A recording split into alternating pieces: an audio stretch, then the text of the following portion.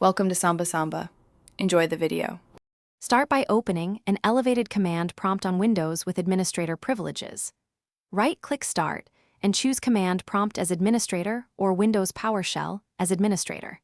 Type Net Local Group Administrator's username/add and press Enter to add that user to the local administrators group.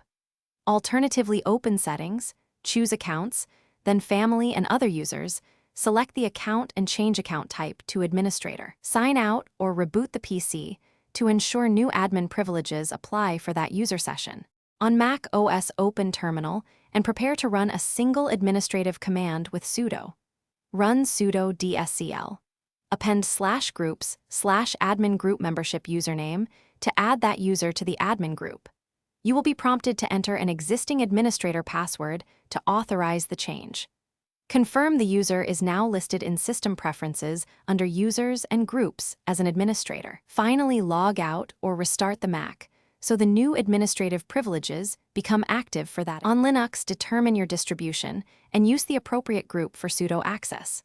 For Debian and Ubuntu, run sudo usermod g sudo username to append the user to the sudo group. For Red Hat, CentOS, or Fedora, run sudo usermod g wheel username to add the user to wheel.